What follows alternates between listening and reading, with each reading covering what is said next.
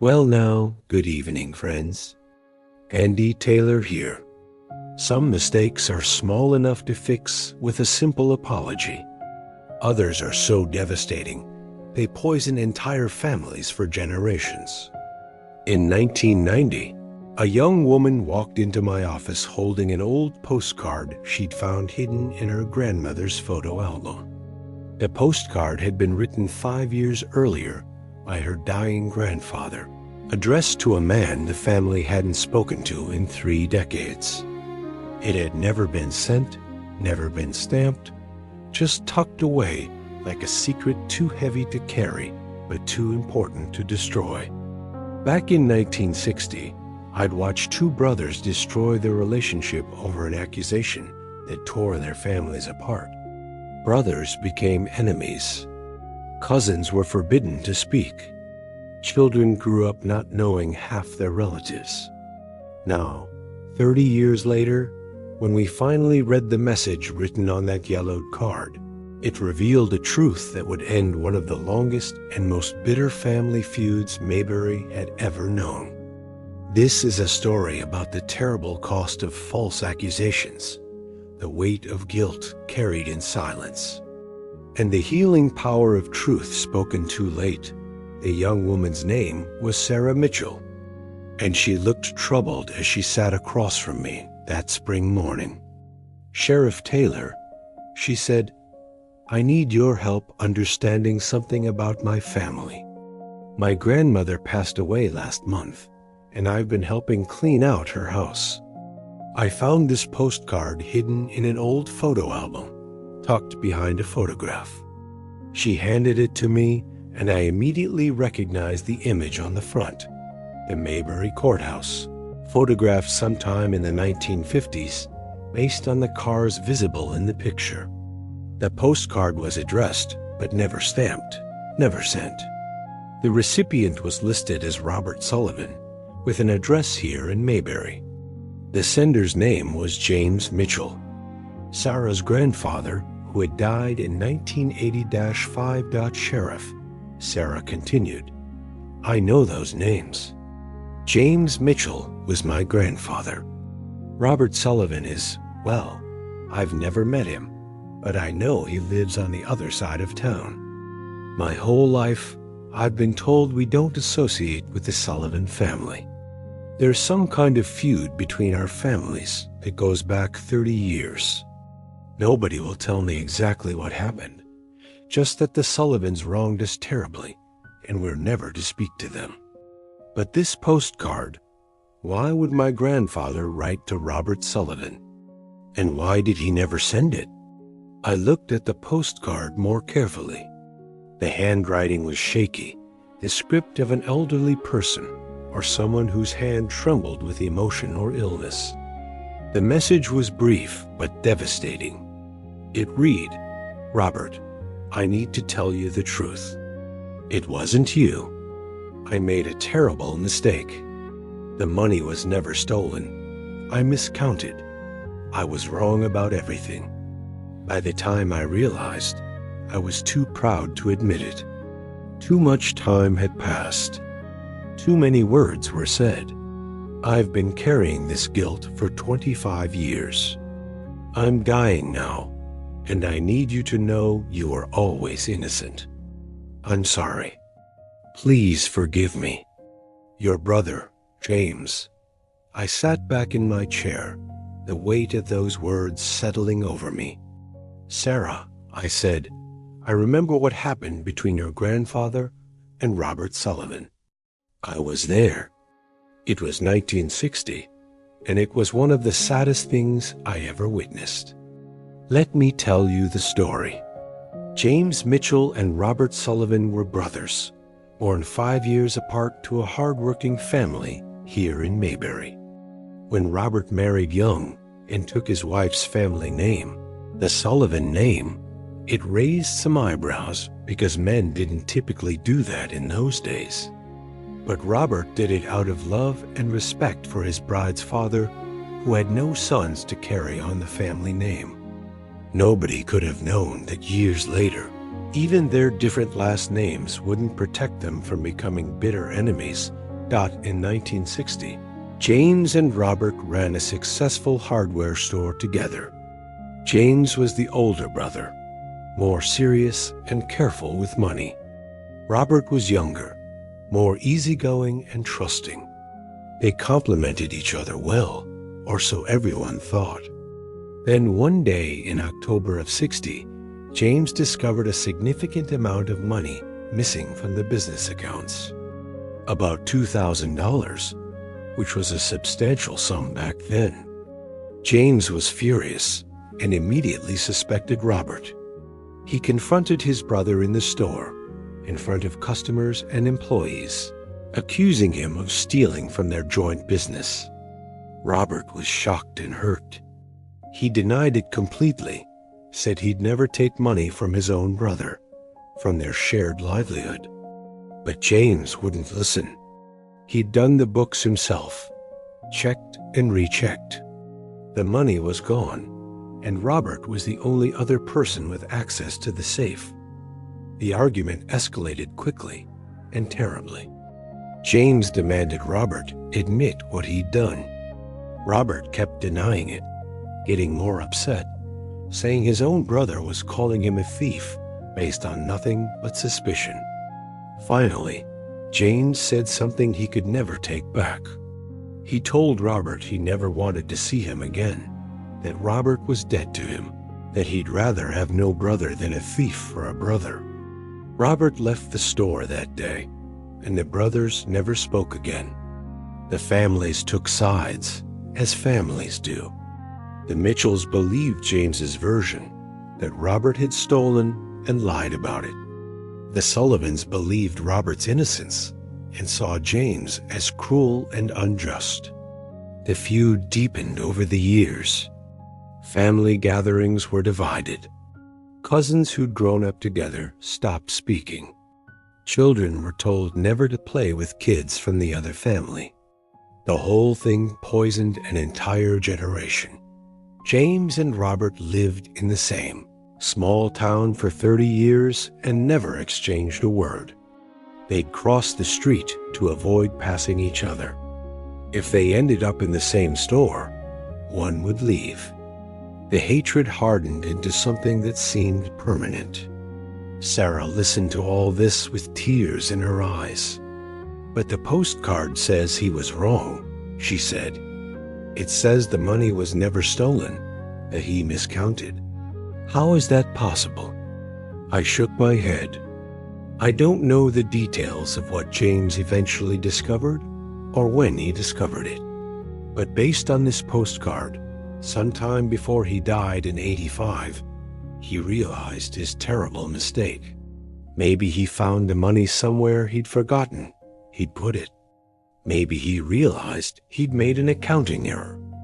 Whatever happened, he discovered that Robert had been innocent all along, that he'd destroyed his relationship with his brother, divided their families, caused 30 years of pain over nothing.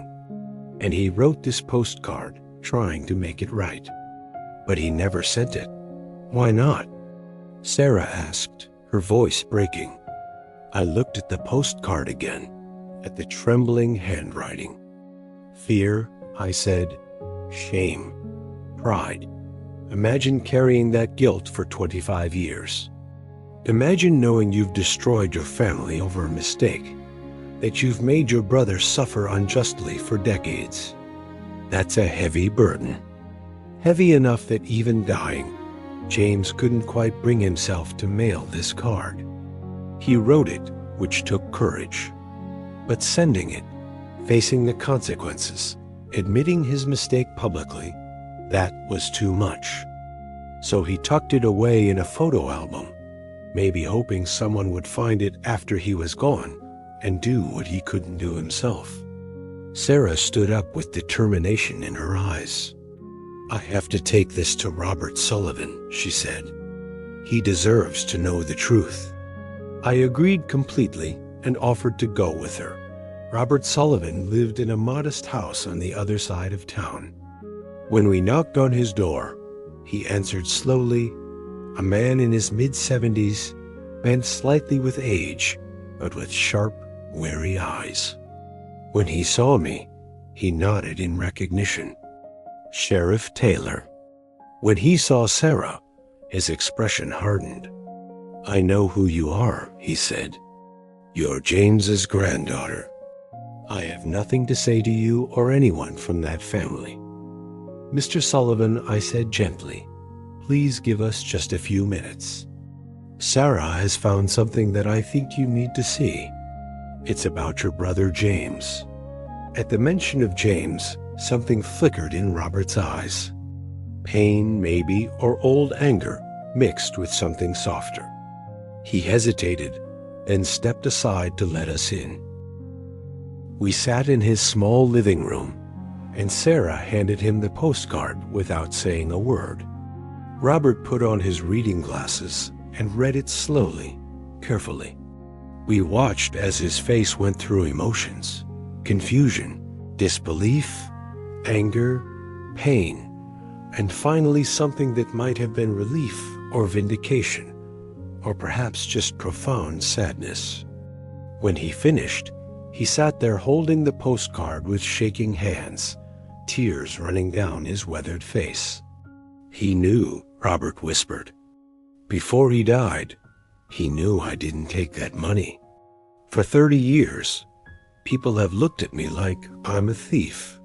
For 30 years, I've lived with the accusation, with knowing my own brother thought the worst of me without proof. And all this time, he knew the truth. But he never told me." His voice held both anger and grief in equal measure. Sarah moved to sit next to him. "Mr. Sullivan," she said softly, "I never knew any of this until today. I never knew what the feud was about, or that my grandfather had falsely accused you. I'm so sorry for what you've suffered, for what our family has believed about you all these years. This postcard shows that my grandfather knew he was wrong, that he wanted to tell you but couldn't find the courage. I know that doesn't undo 30 years of pain, but I hope it means something that he acknowledged the truth, even if only on paper." Robert looked at this young woman, someone from the family that had shunned him for 3 decades. "Why are you here?" he asked. "You could have just kept this to yourself. Your family would never have to know what your grandfather did." Sarah shook her head firmly. "Because keeping secrets and letting pride rule is what caused all this pain in the first place. Because you deserve to know the truth. And because maybe, if we're brave enough to face what happened, we can stop this feud from poisoning another generation. My children, if I have them someday, should grow up knowing you, knowing the truth, if you'll let them." Over the next hour, Robert talked about those 30 years, about how the false accusation had nearly destroyed him emotionally, about how he'd wanted to defend himself more forcefully, but realized anything he said would sound like excuses, about how he'd simply tried to live with integrity, hoping that would speak for itself, about the loneliness of being cut off from half his family, of watching his brother from across town, and remembering when they'd been best friends. But then he said something I hadn't expected. "I'm angry," he said. "I won't pretend I'm not. 30 years is a long time to carry a false accusation. But James was my brother. I loved him, even after everything. And if he carried the guilt of his mistake all those years, if he suffered knowing what he'd done to me, to us, to our families, then he paid a price too. I forgive him. Not because what he did was okay, but because holding on to anger for the rest of my life won't change the past. It'll just poison my future." Sarah asked if he'd be willing to meet the rest of the family, to tell them the truth, to try to bridge the divide. Robert was hesitant, uncertain how he'd be received after 30 years. But Sarah was persistent and persuasive. Over the following weeks, Sarah worked as a mediator between the two families. She showed the postcard to her parents, her aunts and uncles, her cousins. The reactions were mixed. Some people were immediately apologetic and wanted to reconcile with Robert.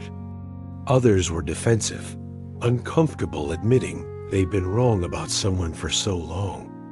But slowly, through Sarah's tireless efforts and Robert's willingness to engage despite his hurt, something began to shift. A meeting was arranged at the community center. About 20 people showed up, representatives from both the Mitchell and Sullivan sides of the family. It was awkward at first, 30 years of animosity sitting heavy in the room like an unwelcome guest. Robert stood up and spoke with a dignity that impressed everyone present. "I want you all to know that I forgive James," he said. "He made a terrible mistake that cost us all dearly. But he was my brother, and somewhere in the years we were apart, he realized his error and felt such guilt he could barely bring himself to admit it, even as he was dying. That tells me he suffered too. I've lost 30 years with my brother, and with all of you. I don't want to lose whatever time I have left. If you're willing to accept that I never stole anything, that I was falsely accused and have lived under that shadow for 3 decades, and if you're willing to let me back into this family, I'm willing to try." There were tears, apologies, embraces. Not everyone reconciled immediately. Some people held on to their positions longer, but the ice had been broken. Over the following months and years, the feud that had seemed permanent began to dissolve. Family gatherings included both sides for the first time in decades. Cousins who'd been kept apart got to know each other. Robert was welcomed back, his name cleared, his integrity restored, and the postcard that James had been too afraid to send became a symbol for the family, a reminder of the cost of pride and the importance of speaking truth even when it's difficult. Sarah had it framed, and it hung in Robert's living room until he passed away peacefully several years later, reconciled with his family, his innocence acknowledged, his dignity restored. At his funeral, Mitchells and Sullivans sat together and mourned together. The divide was finally healed. Looking back on the whole situation, I'm struck by how much pain could have been avoided if James had simply taken time to verify before accusing. If he'd valued his relationship with his brother more than his pride. If he'd been willing to admit his mistake when he discovered it. $2,000, whether stolen or misplaced or miscounted, seems like a small price compared to 30 years of broken relationships. That's what pride cost them.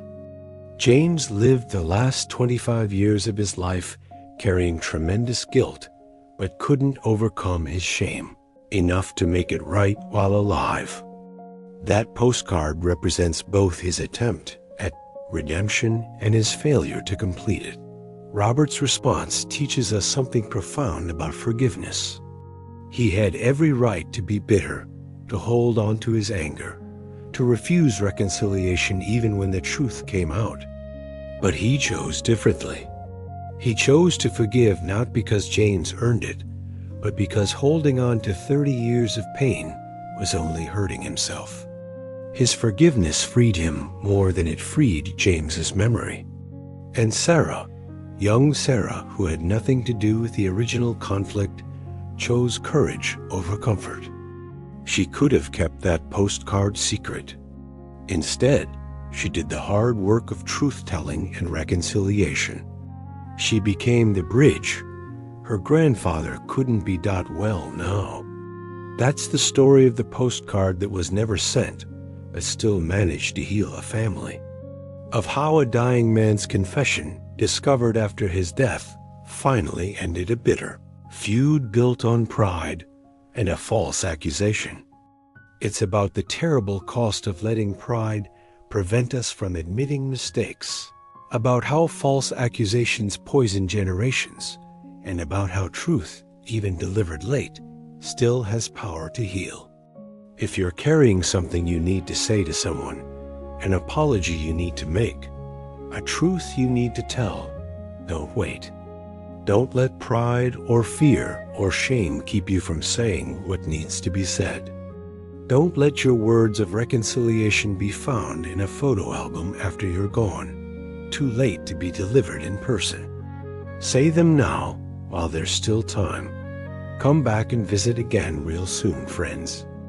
Until then, this is Andy Taylor saying goodnight from Mayberry. Remember, the words we're afraid to say might be the very ones that could change everything. Pride is expensive, and silence about our mistakes costs more than we can afford. Speak your truth while you still can. Take care now.